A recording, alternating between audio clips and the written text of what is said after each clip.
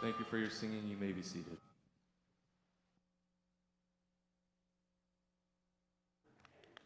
Let's continue that praise to our God now by turning our Bibles to the book of Exodus.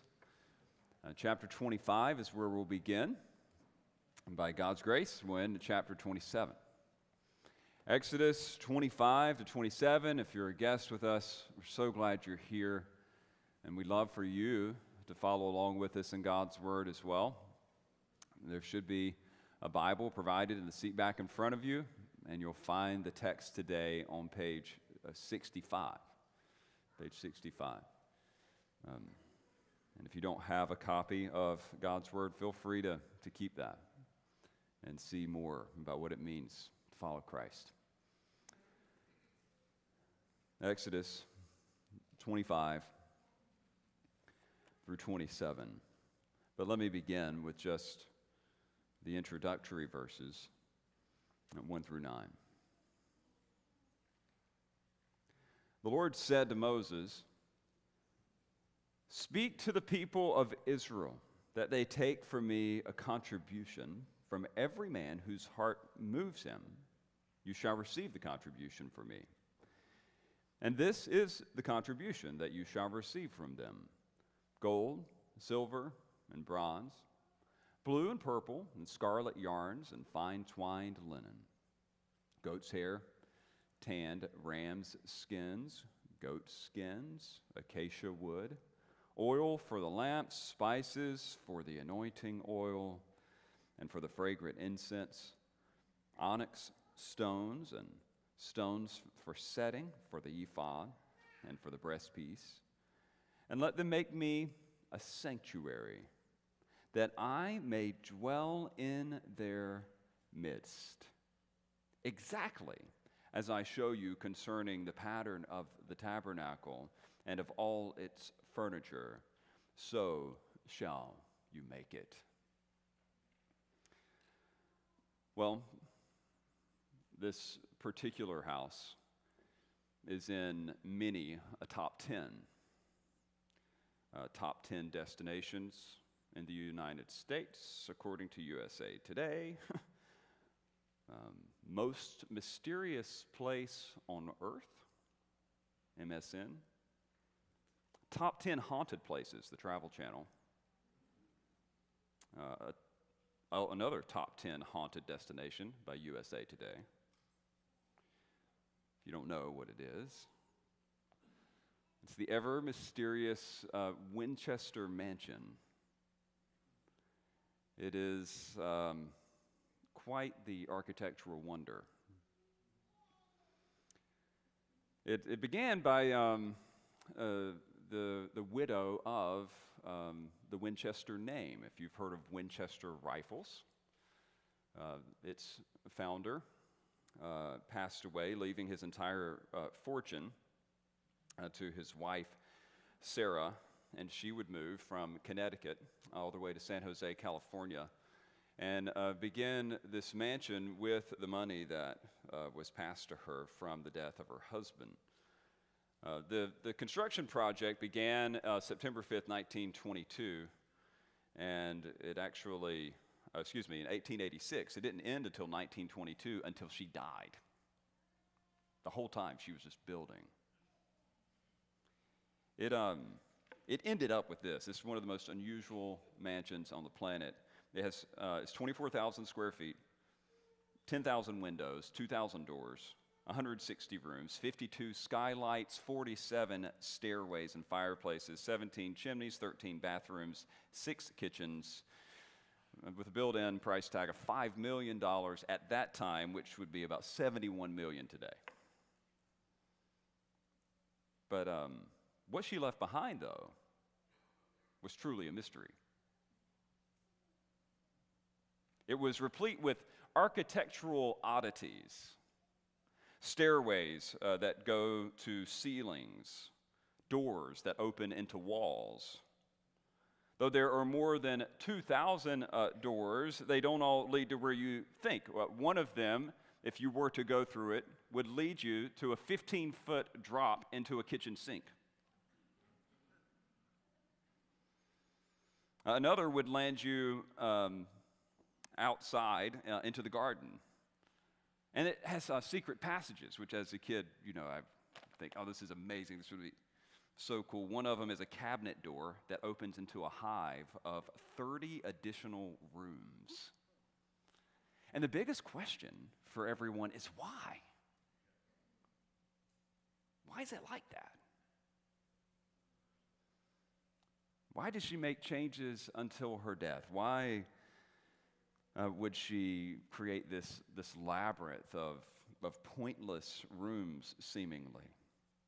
What motivated this well-educated socialite to just go within herself for 30 years and just stay involved on this seemingly pointless construction project?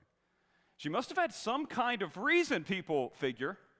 And in fact, ever since 1923, over 12 million people have visited this house to try to figure it out.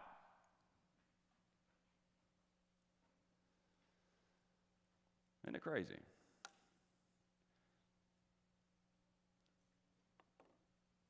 A San Jose socialite, mysterious, odd, maybe crazy. And 12 million people are still fascinated by the intentionality behind the architecture. And yet, when we come to the sacred pages of Scripture, and we read of the verbal blueprints of the place in which God himself will live on earth, with all of his intricacy, all of its detail, all of its mystery, many people would consider it to be like the second graveyard of many a well-meaning scripture reading program.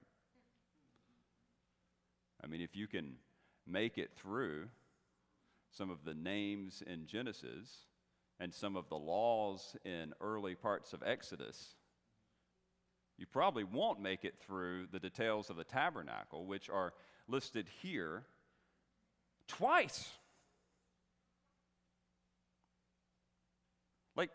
We're in chapter 25. There's 40 chapters of the book. Warning. Most of what's coming up is going to be, in the first half of it, instructions on how to build the tabernacle, and then the second half is going to be the details of how they build it according to that plan. And this is where we really begin to test our understanding of the truth of Scripture. Is it indeed the inspired word of God or not? How in the world are we supposed to understand this? What is this for? Why is it here? Why did God spend so much time on it? Well, if we could assume that any architecture would follow some kind of intentionality, some kind of design, some kind of purpose, if a blueprint expresses kind of the mind and the heart and the will of its designer, would not also the sacred instructions for the tabernacle give us some kind of clue into the designs and desires and delights of our God? What we have here is not a blueprint for the new church building next door. What we have is actually an insight into heaven itself. How God accommodates sinful people so as to live with them, to dwell with them. The chapters that we'll look at today are about, indeed, sacred space, but they're actually intended to entice you, to bring about within you a savoring for the specialness of God's presence. The specialness of God's presence. What's the big deal about God living with his people? That's what this text is about. Now, we'll get into the blueprints proper in just a moment. For those of you who like to take notes, it's pretty simple. This is God's house. It's his dwelling. It's his tent. That's what the word tabernacle means. We normally put a capital T on it and make it sound really fancy, But at the end of the day, it's a home that moves. I'm hesitant to say that it is a mobile home because some people have connotations of such. But it is indeed kind of a camping experience, if you will, because God's people haven't been yet established in the land. When it says that I will dwell among you, the verb is to dwell, and then it says I'm going to make a dwelling. Well, that's the noun. So the dwelling is just the place where God lives. I'm going to live among you. This is where I'm going to live. And since they were kind of living on a journey, he would live with them on this journey. And so you can think of camping, and then there's glamping. This is definitely an elevated experience over what the people of Israel themselves are doing with their own tents. But it is God in there with them. It's sacred space indeed, but it's real space. Like God is going to actually inhabit in a special way the earth once more. And there's already been 2 times in which this has happened. Think about it. The first was in Genesis 1 and 2, where God created this special place just for his people, and he would walk with them on a regular basis at the cool of the day. Like God actually designed the world in such a way that he would manifest his presence specially for his people. And like that was the original design. And yet in the rebellion of humanity, God withdrew his special presence to show favor and love, though he was still everywhere indeed present. But sometimes God is present to judge. Sometimes God is just present to observe. But God is not always present to bless.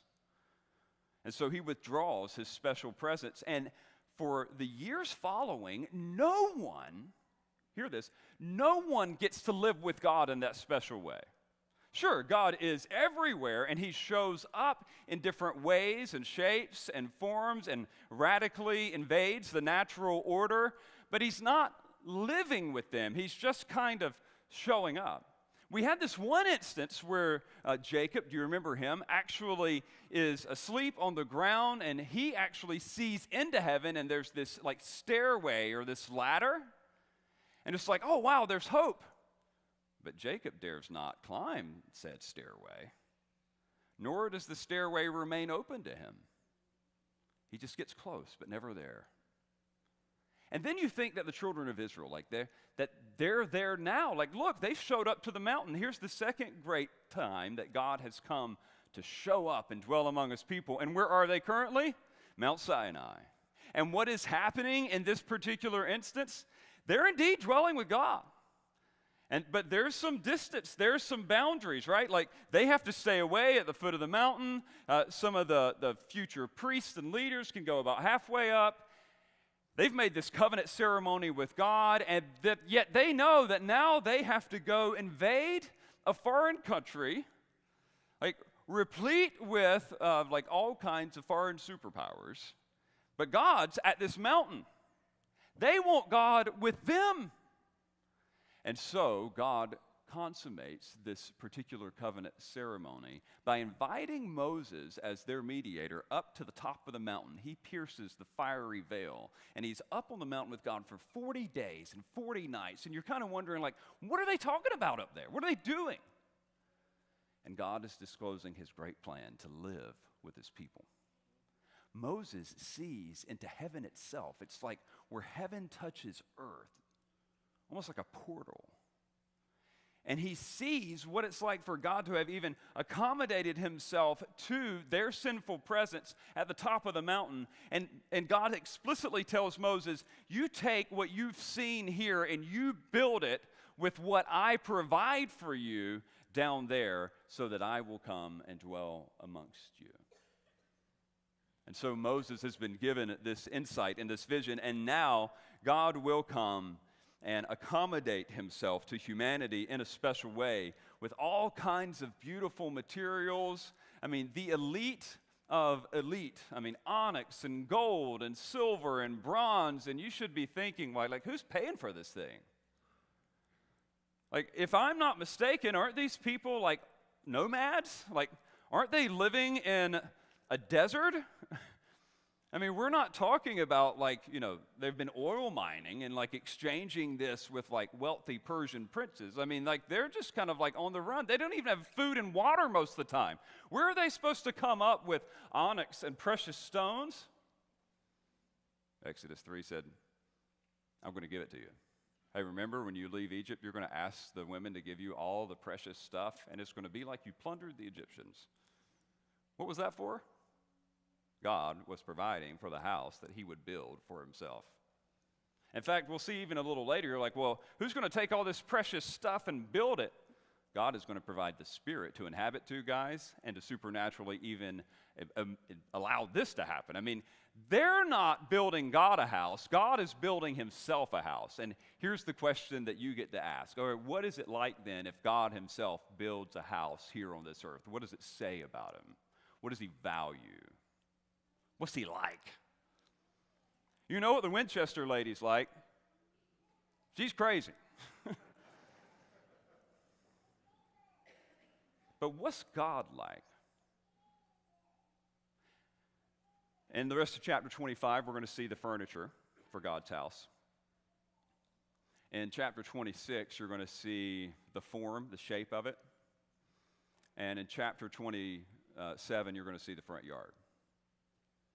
That's really I'm using very colloquial language, not to be disrespectful, but just to convey to you like how domestic and clear this was for them. They would have understood everything that God was saying, and it would sound to them like any other home that was being built, except for its quality and some of its unique function.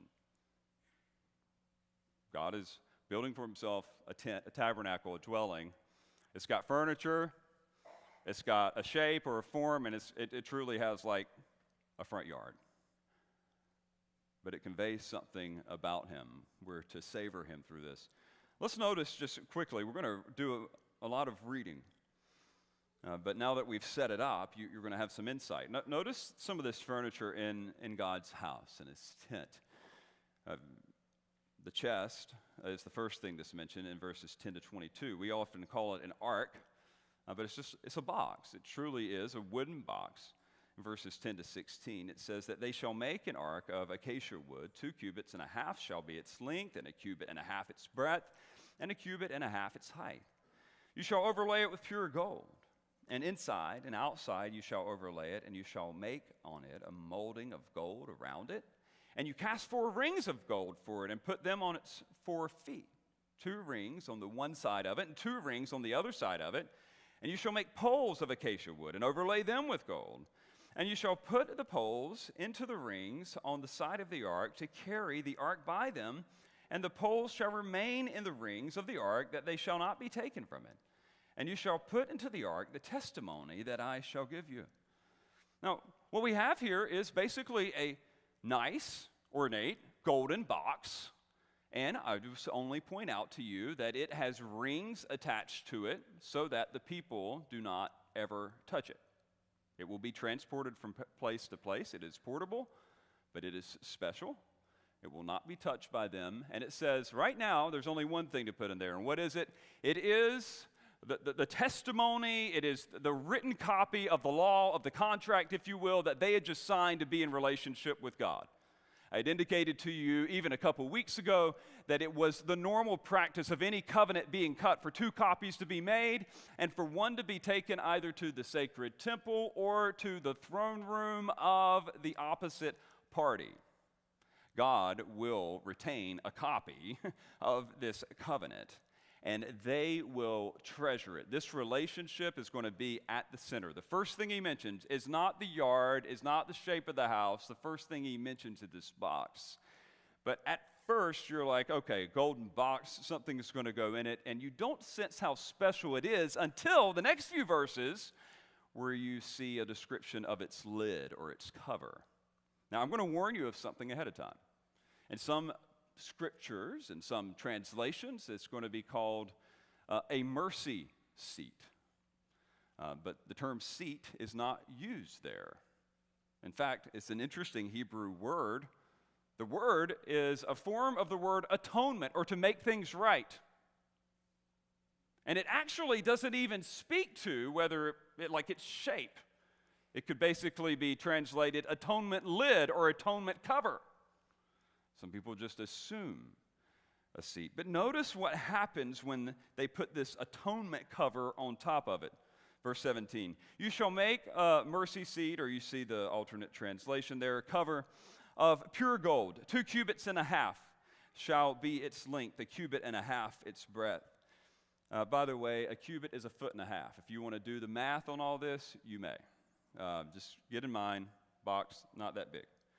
2 cubits and a half shall be its length, cubit and a half its breadth, and you shall make 2 cherubim of gold, of hammered work shall you make them on the 2 ends of the mercy seat. Make 1 cherub on the one end and 1 cherub on the other end. Of one piece with the mercy seat you shall make the cherubim on its 2 ends, and the cherubim shall spread their wings above, overshadowing the mercy seat with their wings, their faces toward one another, and toward the mercy seat shall the faces of the cherubim be. And you shall put the mercy seat on top of the ark, and in the ark you shall put the testimony that I shall give you, that copy of their covenant, and there I will meet with you.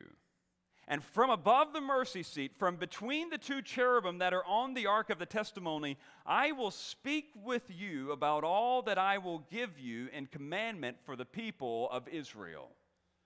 Now this lid, this place of atonement, is going to be like the finishing piece of this.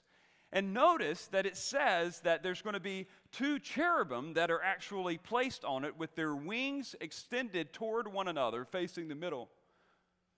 Now, don't misunderstand, friends, what a cherubim is. Most of us think of cherubim as those chubby, cute angels that you would see at Hallmark. Like a Precious Moments kind of a thing, or maybe a traditional painting of Cupid. Cherubim, the only time that we've seen them up to this point in the biblical story is back in Genesis chapter 3, where they were the angelic warriors who were set at the entrance of the garden with flaming sword to keep anyone else from entering in. They are not cute and cuddly. They are strong, powerful, and intimidating. They have wings denoting that they are above the everyday existence of individuals, and yet we learn from other scriptures that they have feet. They have some kind of likeness to human beings. They are in the realm between God and man, and these cherubim are the protectors of God's glorious presence. But even they cannot stand up to God's presence. They must bow before it and even shield others from it. God will, in a unique way, manifest himself from the very place above this particular box. It's where heaven will meet earth. I hate to use multi-dimensional language with you, but science fiction has so pervaded our culture these days, I think you can understand what I'm saying. You imagine a portal between 2 worlds. God will uniquely, in his realm, will meet the earthly realm in this place. Again, without being disrespectful, imagine it as the hot spot of the divine presence. It is from here that everything that God will be doing through the world will emanate. This is the touch point. It's like radiation. Think of Chernobyl and what had happened there, and the closer you get, the more intense the radiation is. The closer you get to this particular place, the closer that you are physically going to be affected by the presence of God. And therefore it demanded special protections, because according to this, that there would be some type of atonement, there would be some type of sacrifice, there would have to be some type of slaughter that would even enable that communication to take place. It is the lid of atonement. It is based on God's covenant law, on his kind agreement to enter into relationship with them. And from here he would speak. And then we hit the next piece of furniture. There's the ark, and then there's a table. A table. You would expect a table in a house, and notice this quickly. You make a table of acacia wood. 2 cubits it shall be in length, a cubit its breadth, and a cubit and a half its height. And you shall overlay it with pure gold, and make a molding of gold around it, and you shall make a rim around it a handbreadth wide. So it has a rim and a molding of gold around the rim. It has edges so that stuff doesn't slide off. And you shall make for it 4 rings of gold and fasten the rings to the 4 corners at its 4 legs. So you can't touch this one either. Close to the frame, the rings shall lie as holders for the poles to carry the table, and you shall make them poles of acacia wood and overlay them with gold, and the table shall be carried with these.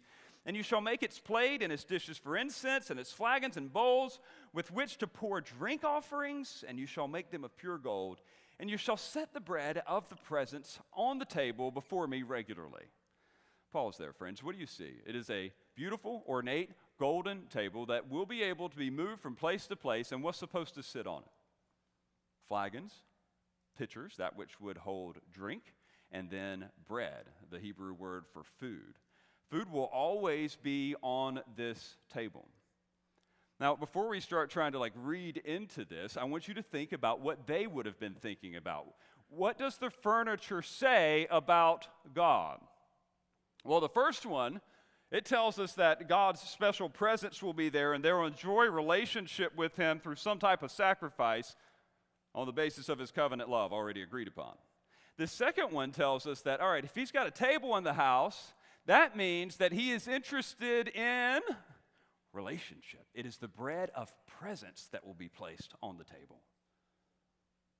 You ever have that house that you used to go to as a kid? I feel bad for those of you who can't in this day just ride your bike to other kids' houses and roam in like I used to be able to do on the weekends.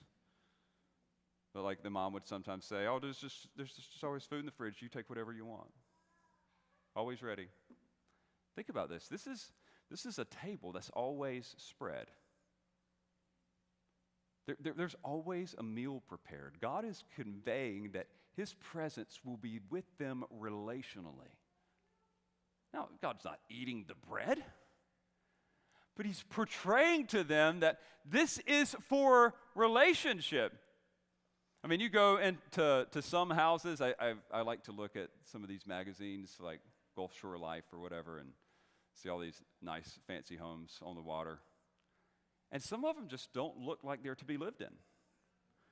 They have 1 bedroom and 1 desk and 20,000 square feet, but there's a lot of glass and you can see the ocean. I wouldn't want to live here. Some furniture conveys relationship. Put a beanbag chair in there or something. It needs a lazy boy. We want this to be a comfortable place, not just a beautiful place, right? Notice what God is doing here. He's definitely saying this is something special here. It's not to be messed with, and yet he's putting a table with food and drink on it. He's conveying that there's going to be relational presence as well. And then notice this next piece of furniture. It's the last one that we'll mention here. It's the golden lampstand. Verses 31 to 40. He says, you shall make a lampstand of pure gold. The lampstand shall be made of hammered work, so it's metal, it's going to be beat out. Its base, its stem, its cups, its calyxes, and its flowers shall be one piece with it. How many of you know what a calyx is? I didn't either. I've been reading this thing all week long, pretending to know what a calyx is. And I finally had to look it up in the dictionary this morning. Not a Hebrew dictionary, an English dictionary. A calyx is the base of the flower that holds it up. So you've got the petals, the calyx is underneath it. So I want you to imagine this beautiful lamp, with flowered shape bulbs, if we were using electronic language. But notice this, it is of gold, and it says that you're going to make these branches that come out of it in verse 33, 3 cups made like almond blossoms, which are, by the way, if you don't see almond trees, they're like cherry blossoms or Bradford pears. There's lots of small flowers. Each with calyx and flower on one branch, and 3 cups made like almond blossoms, each with calyx and flower on the other branch. And so for 6 branches going out of the lampstand, and on the lampstand itself there shall be 4 cups made like almond blossoms with their calyxes and flowers, and a calyx of 1 piece with it under each pair of the 6 branches going out from the lampstand.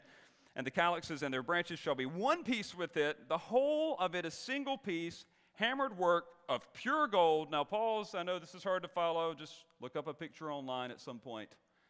It's like a menorah, it's big, it's 1 piece, but notice this, it's 1 piece of pure gold. And I want you to notice how much gold it is. It says, you shall make 7 lamps for it, and the lamps shall be set up so as to give light in the space in front of it. Its tongs, their trays shall be made of pure gold, and it shall be made with all these utensils out of a talent of pure gold. Friends, that's about 74 to 77 pounds of pure gold. One solid piece. Not IKEA. Screw it in together. One solid piece of gold. This was beautiful. These cups would hold the oil. It would reflect. What does it say about God that he would want like this light in this house of his, something so beautiful? Well, it shows us in essence who he is. He is a God of beauty. He is a God of relationship. And he is a God of holy covenant. Like the furniture is just like you're learning something about him. Like if he's going to dwell with men, like he's got to make some special accommodations, but he's not just showing up functionally, he's showing up relationally.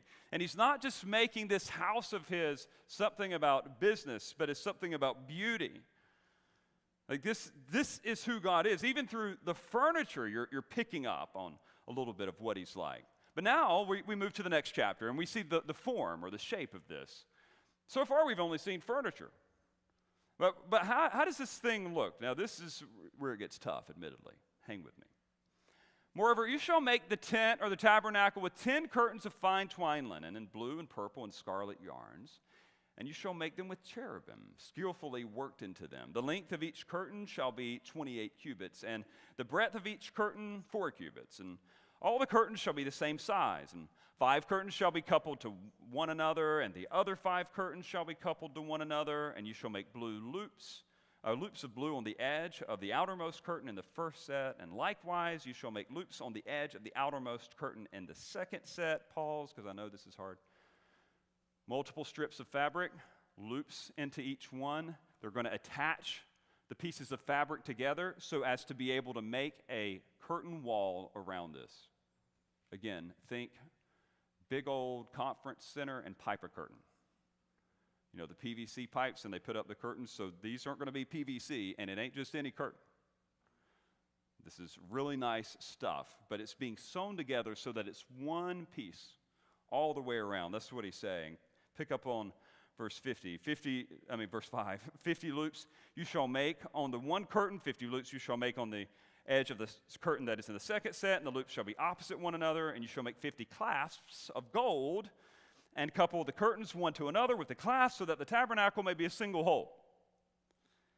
But then notice this. So that's like layer 1. Then there's a second layer. So just like your house has multiple layers, right? Like you've got insulation, and you've got sheetrock, and you might have like wallpaper over that. You've got like brick or something on the outside. Not here. You got stucco or something on the outside. You shall also make curtains of goat's hair for a tent over the tabernacle. So here's the roof. So we got the walls. Here's the roof. And it's goat hair. The length of each curtain shall be 30 cubits, and the breadth of each curtain 4 cubits, and the 11 curtains shall be the same size. And you shall couple 5 curtains by themselves, and 6 curtains by themselves, and the 6th curtain shall be double over at the front of the tent. And you shall make 50 loops on the edge of the curtain that is outermost in one set, and 50 loops on the edge of the curtain that is in the outermost in the second set. And then you do the same, but notice these are bronze. You shall make 50 clasps of bronze, and put the clasps into the loops, and couple the tent together, that it may be a single whole. And the part that remains of the curtains of the tent, the half curtain that remains, shall hang over the back of the tabernacle. And the extra that remains in the length of the curtains, the cubit on the one side and the cubit on the other side, shall hang over the sides of the tabernacle, and on this side and that side to cover it. And you shall make for the tent a covering of tanned ram skins and a covering of goat skins on top. Pause here again. How many of you have been camping in the last 5 years, and it doesn't count if you were in an RV? Like real camping. Okay? Wow. It's going out of style. It's like 8 people. Okay, so those of you who don't know, these days you can buy like a tent for like $50 over at Target. And it can theoretically pop up in about 2 minutes, theoretically. But once you get it up, there's always this like other thing like hanging around in there that makes you think that you got it wrong. And it's a covering over the tent. It's to keep the moisture off so that it doesn't go directly onto it. I mean, this is no modern invention. Like even in God's tent, he was to ensure that there would be no moisture that was getting into this. So they had the normal tent structure all the way around. Then they put like the goat skin. Some translations say, listen to this, dolphin skin. That was an interesting conversation around our dinner table this week. Wow, did they have dolphins? Well, think about it. They're coming from Egypt, and we don't know that they were dolphins. One translation put it sea cows. Okay, manatees, dolphins, sea cows, whatever was going on in Egypt, they were finding like some nicer leather, and they're putting that over top of it as well as a water barrier. It goes all the way around the sides. My point is, this is a nice house. It's functional. It's beautiful. It's not like your style. I get it. But like for the drab wilderness existence that they were in, like this is really like high class, well made. Like the form of this thing, it's well designed. And then I want you to notice as well that there's not only like walls and a roof, but there's supports. There's framing. Look at verse 15. I'm just going to read this really fast, and let's honor God's word, but still read it quickly. You shall make upright frames for the tabernacle of acacia wood. 10 cubits shall be the length of a frame, and 1.5 cubits the breadth of each frame. There shall be 2 tenons in each frame for fitting together. So shall you do for all the frames of the tabernacle. And you shall make the frames for the tabernacle, 20 frames for the south side. Think of that, visualize south. And 40 bases of silver you shall make under the 20 frames, 2 bases under one frame for its 2 tenons, and 2 bases under the next frame for its 2 tenons. And for the second side of the tabernacle on the north side, 20 frames, and their 40 bases of silver, 2 bases under one frame, and 2 bases under the next frame. And the rear of the tabernacle, westward, you shall make 6 frames, and you shall make 2 frames for corners of the tabernacle in the rear, and they shall be separate beneath, but joined at the top at the first ring, and thus shall it be with both of them. They shall form the 2 corners, and there shall be 8 frames with their bases of silver, 16 bases, 2 bases under one frame, 2 bases under another frame.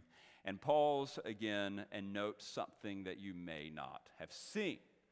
Notice the materials. You're like, okay, framing, I got it. They're tying these pieces of wood together so that it's stronger. They're strengthening the corners. Check. But notice that the materials are changing now. When we were talking about the furniture, it was all gold.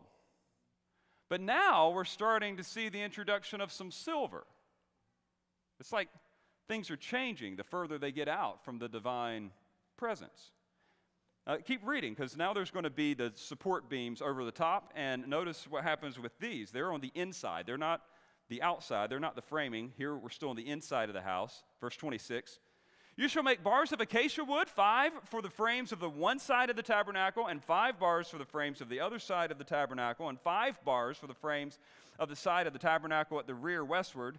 And the middle bar halfway up the frames shall run from end to end, and you shall overlay the frames with gold, and shall make their rings of gold. And for holders for the bars, you shall overlay the bars with gold. And then you shall erect the tabernacle according to the plan for it that you were shown on the mountain. So even in the framing, like on the inside, like of where God's presence was most felt, it was gold. When it has to do with things that are on the outside, it's silver. And then there's one more thing you need to see. We've seen the walls on the outside. We've seen the roof, right? We've seen the framing that goes in between these curtains.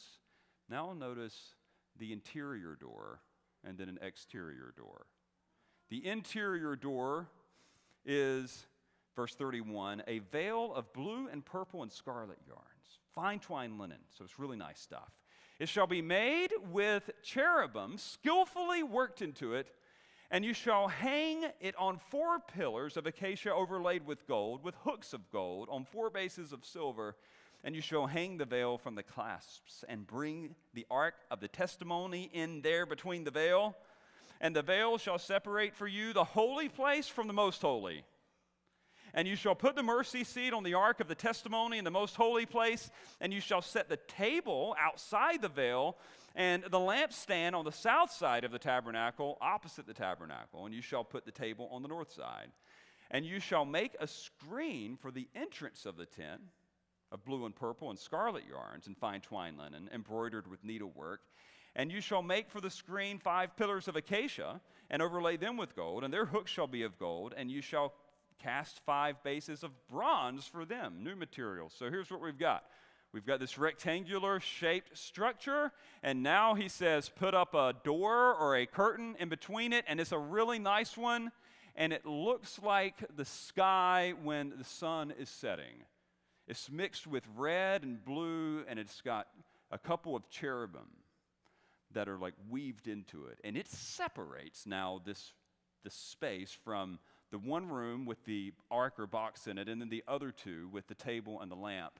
And this one will be called the most holy place, and this one will be called just the holy place. It's like the rooms in your house.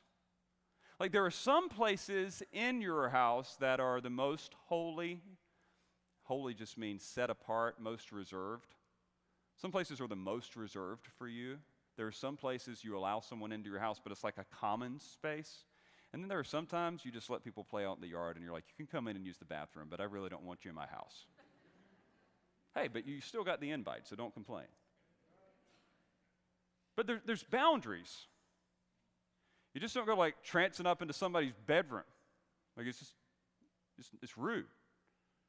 Like, so even God has like his space. There's a space where he's most present, and then there's a space where he still invites people in, but it's not as close. And then there's an outer space. But here's what would happen. You put all this together in your mind. They would actually step through that first veil that seemed kind of normal. It's called a screen, actually. It's not even that strong of a veil. And they could see the table, and they would be able to see that candelabra. And then with that light shining, they would see the blue of the sky. They would see angels. And what would it make them think of? It was as if it was heaven itself. For someone to go past that next curtain would be to pierce the heavens themselves and enter into the very presence of God on earth, just as Moses had done at the top of Mount Sinai. The form of this is communicating that, yes, God is with us in a special way, but he's accommodating himself so that like he doesn't absolutely obliterate like all who are around. He's actually keeping like degrees of his presence to keep those who are sinful safe from him. And then we look at the last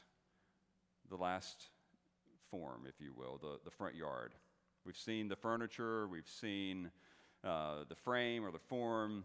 Now let's look at the front yard of this thing, and here's the last preemptive note I'll give you.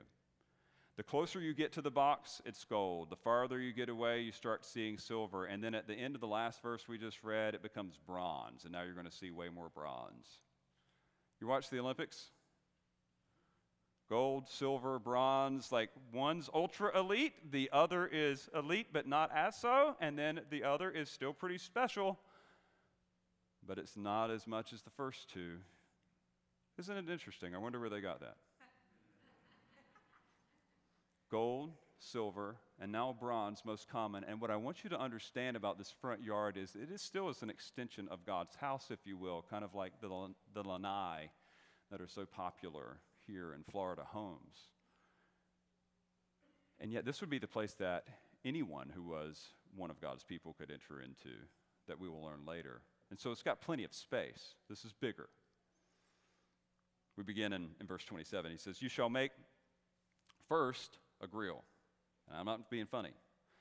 It says, you make an altar of acacia wood, 5 cubits long and 5 cubits broad. So in tents, by the way, time out. In tents, you don't cook inside. Never, ever cook inside. Since only 8 of you have ever been camping, I need to tell you that in case you go. We've tried it before. It does not work well. God's not cooking inside. The grill, if you will, is outside. There's this altar. And it's these altars that would be the way that they would give to God, but also they would enjoy that which they had given to God and eat together. And this is a pretty big altar that's being built here. Notice it. It's 5 cubits long. That's 7.5 feet long. It's 5 cubits broad. And the altar shall be square, and its height shall be 3 cubits, and you shall make horns for it on its 4 corners, and the horns shall be of one piece with it, and you shall overlay it with bronze. I have no idea why there are horns on the altar. I just think maybe they're decorative. Maybe God likes that Western look. There's only one other place in the scriptures in which they're ever referenced, and one of the kings go and grab the horns of the altar, but otherwise there's not much explanation to that. But you look in verse 3, though, you start to see more of what really matters. You're going to make pots, and it's going to receive the ashes, and shovels, and basins, and forks, and fire pans, and utensils of bronze, and you shall make for it a grating. It's got to have a grate, a network of bronze, and on the net you shall make 4 bronze rings at its 4 corners, and you shall set it under the ledge of the altar so that the net extends halfway down the altar, and you shall make poles for the altar, poles of acacia wood, and overlay them with bronze. And the poles shall be put through the ring so that the poles are on the 2 sides of the altar when it is carried. And you shall make it hollow with boards, as it has been shown you on the mountain, so shall it be made. Moses had seen this, and the way that God had accommodated himself at the top of that mountain. So even Moses is a sinful man in the presence of God.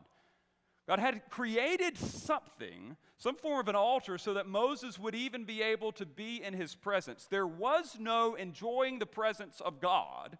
There was no hanging out at his house without there being some kind of a sacrifice making it possible for sinful men to dwell with holy God. So I'm hoping that you see, God wants to be with his people, but he doesn't just say, come right on in.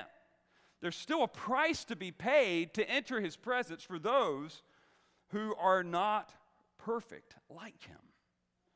And so the one thing in the front yard is this sacrifice, this grill, this altar. And then you see the fence. There's this court.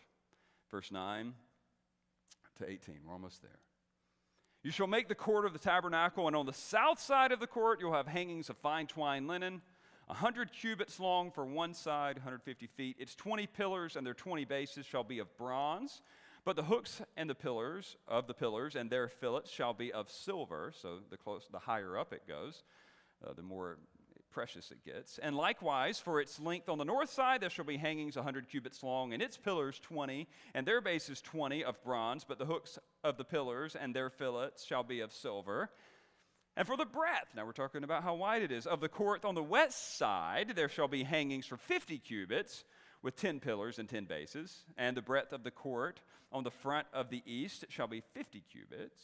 And the hangings for the one side of the gate shall be 15 cubits with their 3 pillars and 3 bases. And on the other side, the hangings shall be 15 cubits with their 3 pillars and the 3 bases. And for the gate of the court, this is the gate, the entrance, there shall be a screen 20 cubits long of blue and purple and scarlet yarns and fine twined linen embroidered with needlework. And it shall have 4 pillars with them, 4 bases. And the pillars around the court shall be filleted with silver, and their hooks shall be of silver, and their bases of bronze.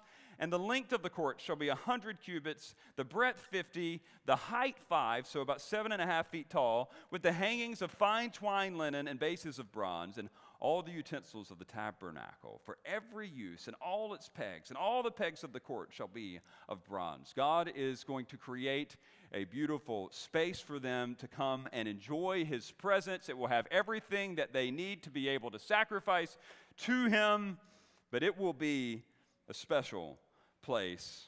And then you end with this, and there's only a few verses left. There's a transitional statement. You're going to learn about the oil for the lamp. And this sets us up for the staff of the tabernacle. We're seeing the space. Next week you're going to see its staff, the people who work there, the priests. We can't cover all that in one Sunday. But notice how Moses even introduces a transition. He's going to talk about oil for that lamp that we already heard about, but somebody special has to light that lamp. And notice how he talks about it in verse 20. You shall command the people of Israel that they bring to you pure beaten olive oil for the light, that a lamp may be set up to burn. In the tent of meeting, outside the veil, that is before the testimony, Aaron and his sons shall tend to it from evening till morning before the Lord, and it shall be a statute forever to be observed throughout their generations by the people of Israel. I think this is a fascinating way for this to end, because we've seen the furniture, we've seen the form, we've seen the front yard, but we already know that this door that takes you into the main part of God's house it's called a screen. It's not called actually a veil. You can kind of see through it. That light that they put in there is supposed to always be on. I remember this commercial as a kid. Like, it just sticks out. I remember the guy's voice. I remember being in the third grade, and it was a Motel 8 commercial. I've never stayed at a Motel 8, but I do know this. We'll keep the lights on for you. What are they saying? We're here. We're available. As God dwells with this people, He's never taken any time off. His presence to bless is perpetually available to them. He says, you keep that lamp burning. They might not be able to enter into that space, but they can see that the light's on. This front yard and this formation of this house and all this furniture is so that I can be present with my people. I am blown away.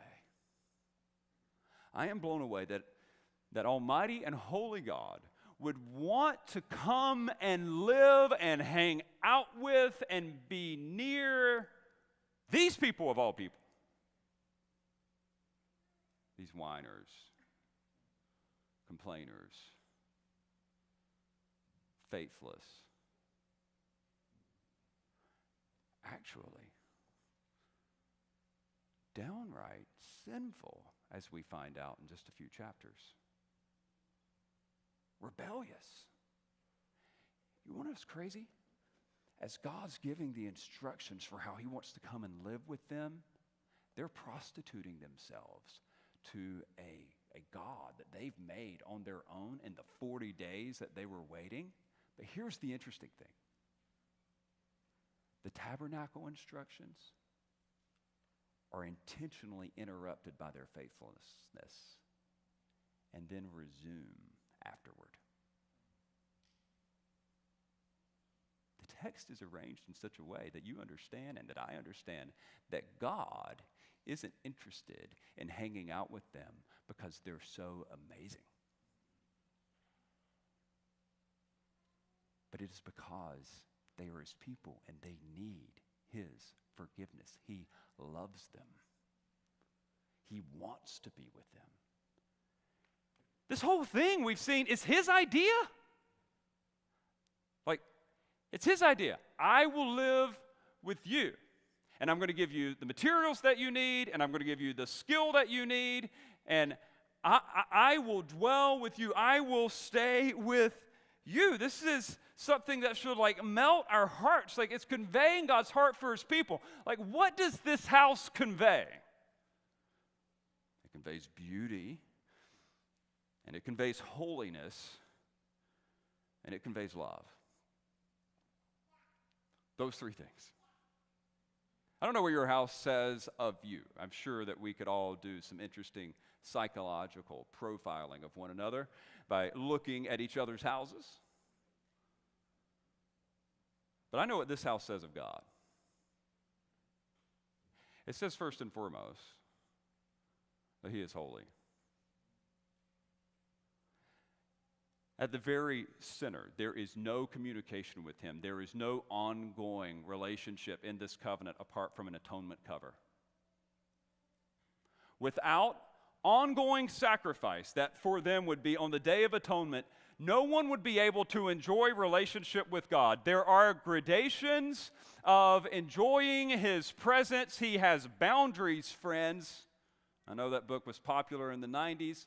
It was God's idea way before it was Henry Cloud's. God has boundaries. He keeps space between himself and sinful people. Like there's some places that only some people can go into, some places that only others can go into. Like that's what he's teaching us. And yet here, he is not just shown to be a God of holiness, but he's also shown to be a God of beauty. God is holy, like he hates sin. Like not anybody can waltz up into his presence.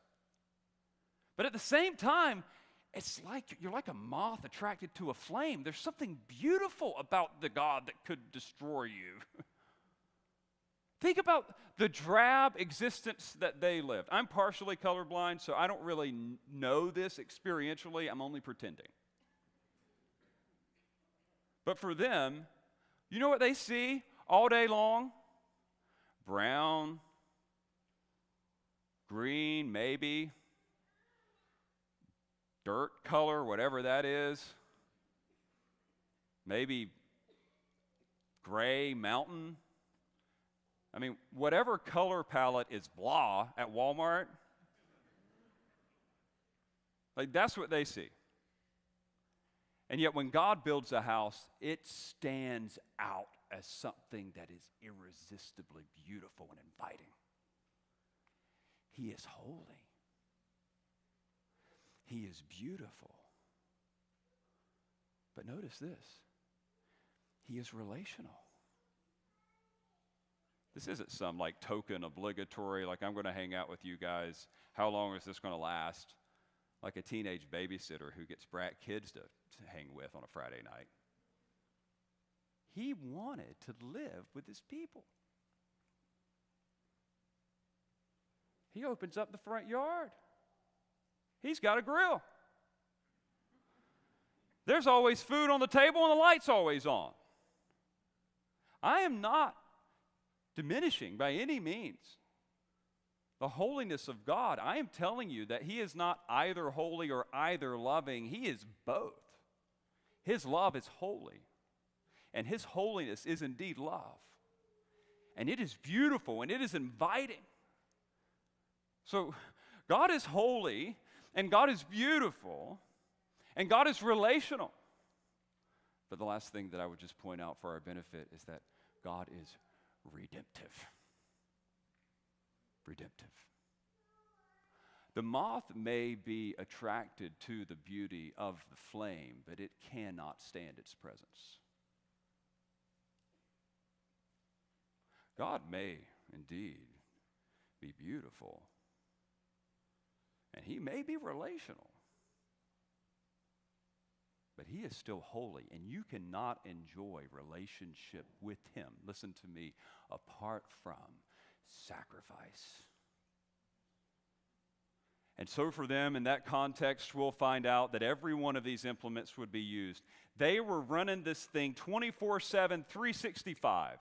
Sacrifices round the clock at that front bronze altar. And regular, like sacrifices of bread being contributed to the table of presence. And regular sacrifices of their oil being contributed to that lamp. And then an annual sacrifice for atonement, like to cover all their unintentional sins. And we're going to learn of another in which their intentional sins would be transferred in that same front yard to a goat, and it'd be sent out in the wilderness. Like it was all this beauty, all this relationship, but all this death, all this symbolic death. Because like there was a price to be paid for their ongoing rebellion, so they just had to keep paying it and keep paying it and keep paying it. And it just seemed like, okay, God is beautiful and God is relational, but God is holy. I don't know how this works. But then you learn the last thing. God is redemptive. He makes a way for his people to come to him. He not only provided for like the implements needed to construct the tabernacle, he also provided the sacrifices needed as well. And he would just temporarily give them these bulls and goats and heifers and doves. But what we read in the book of Hebrews reminds us of something even better. As beautiful as this dwelling place was with God, it would not, friends, think about this. This is scary. That tabernacle, that house, that dwelling would not remain in operation. God would shut it down. It would be condemned. there would come a time where it would transition to a more permanent dwelling called the temple. And it would seem that the glory of God filled that place, that he was really there. But we find out that in the exile, the people had so sinned because of this covenant, which was great, but not as good as what we enjoy. They broke their end of the deal, and a new word was pronounced over the temple, Ichabod. It means the glory has departed.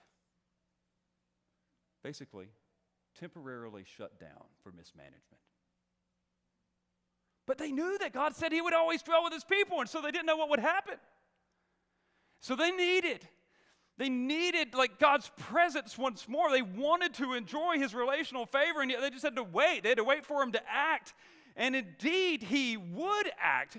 The book of John tells us that we studied like so in depth just a couple years ago, that God would send his son called the Word. And the Word would come, and listen to this. Our text says the Word would come and dwell among us. You know what the Greek word is? He would come and tabernacle. He would come and tent among us. God would make his habitation with us once more. He would reopen that special access that his people would have to his presence. And it would forever put to shame, like that old iteration of his presence. Now there would be something more permanent. That's what the text we were reading today was talking about. In Hebrews 9, it said, look, you had the tabernacle, it had all of its furniture, it had an operation by which it would work. There were all these performance of rituals ongoingly. And then things change in verse 11 where it says, but when Christ appeared as a high priest of the good things that have come, and then through the greater and more perfect tent, not made with hands, that is not made of creation, he entered once for all into the holy places, not by means of the blood of goats and calves, but by means of his own blood, thus securing an eternal redemption. Not a temporal redemption, not this will last 24 hours or this will last you 1 year, but by coming and dwelling with us, he would actually remedy forever that disconnect between our sinfulness and God's holiness. Now, the beautiful God, who is relational, could bring us into his holy presence because of the redemption of his Son. He paid his own life to satisfy God's wrath and to make us pleasing in his sight. And forevermore, listen to this, forevermore, those who trust in his Son enjoy that special presence that they could only see from a distance. In fact, you would think, oh, well, Jesus isn't here. I don't see Jesus around anymore. Well, listen to this. Remember, the disciples were concerned about the same thing, and what did he keep telling them? Look, I'm going to go away, and I'm going to come back, but I'm going to send the Spirit, and he is going to dwell with you. And it is just as if I were here with you. This is the Spirit of Christ who dwells in you. So in a more real way, think of this, in a more real way, you enjoy the presence of God, his favor, his presence to bless. You enjoy that now through the Spirit on account of Christ. You enjoy it generally when you trust in Christ and you believe in him. Paul calls individual believers the temple, the dwelling place of the Holy Spirit, but you enjoy it in a special way, according to the author of Hebrews, when the saints are gathered together, even in a church service just like this. I know the decor is not gold and scarlet. It's a little gray, admittedly. We don't have the fancy candles. We don't do the same sacrifices, but the sacrifices are done. But there is a meal that we regularly partake in that points us to God's favorable relational presence with us in communion. And there is the presence of God through his proclaimed word to our hearts. And as we speak it to one another, God is with us. And he is still to be with us even more. What is true now in our hearts in essence will one day be true in totality. The spiritual that is true now will one day align with the physical when the Lord Jesus returns and perfectly represents God's presence among us forever. So, Justin, I really appreciate this wonderful expose of tabernacle architecture, What is the big deal? Friends, here it is, as basic as I can say it. God's special presence is now among us. That same God of beauty and of love and of holiness and of redemption. Like, this is our God. We have something better. Like, it's an awesome tent, but it's shut down. We've got something better. And what does that mean practically for each of us? I would say that it gives us at least something to embrace and hope for. There are some of you here who are looking for like this wonderful, positive, favorable experience with God. And maybe you've tried to find it in some type of religious ceremony. Maybe you've tried to find it in some form of self-help. Maybe you've tried to find it in some form of like perpetual renewal and recreating yourself. Friends, you will never know the favorable presence of God apart from the sacrifice of His Son. There is no other way into His favorable relational presence. Some of you, in light of this lesson today, need to embrace the sacrifice that enables you to enjoy the special relationship with His Son. But there's not only something to embrace, but I think there's also something for relief. Something for relief. Friends, I know that we all feel at times that this is not our home. We feel like we're living in tents. We try to make our homes as permanent and as peaceful as possible. But every time you buy the new thing, every time you do the new renovation, every time you fork out more money to that next contractor, stuff starts breaking all over again. Or the next issue of Gulf Shore life comes out and you realize that your stuff is not as cool as their stuff. It never satisfies. Can I say this to our Naples culture? You will never have a home that satisfies. Because the world as it is right now was never intended to be your final home. You're looking for the wrong thing. You're trying to scratch the edge. It just can't be done here yet. It will be this world, by the way, that you enjoy, but only after it is destroyed and recreated by a returning Christ who purges it of all curse of sin and forever recasts it in His perfect image and glory. And so I say in the meantime, friends, you lean in on what you do have of a home with God through Christ in your heart and in His people. There's this old hymn that I was actually very surprised to learn that we had never sang it here. And it is one of the top 5 hymns in all Christianity, according to hymnary.com, however authoritative they are. But I remembered growing up and hearing this. And I want you to hear the angst. We're going to sing it. And the song is kind of sung aspirationally, like, God, abide with me, live with me so that these things can be solved. But my prayer will be that we'll be able to sing this in faith, not just in hope, I wish you will abide with me. I want us to sing it in faith, Lord, you already abide with me. These things would be relieved. But listen to what the hymn writer notes as the pressures of his day that can't be relieved by his current home. He needs that next home with God. He says, Lord, abide with me, because fast falls the evening. I'm going to modernize the language. And the darkness deepens. Lord, when other helpers fail and comforts flee, help of the helpless, abide with me. You ever feel helpless? Feel like you don't have the support that you need? Just feel like you don't have enough? You need the abiding presence of God. Second verse. Swift to its close ebbs out life's little day. Earth's joys grow dim and its glories pass away. Change and decay and all around I see. O thou who changest not, abide with me. You see those changes? You like them? I saw a picture of myself 10 years ago. I'm like, oh, I look so young. Like, what happened? And the only thing I can figure between 10 years ago and now was pastoring this church.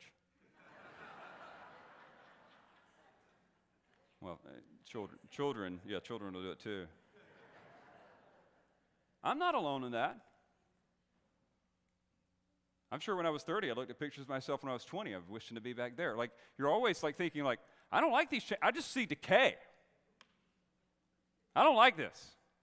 I need a changeless God to come and stop this mess. Lord, abide with me. That's what the hymn writer's saying, and what we're affirming is he does. He will.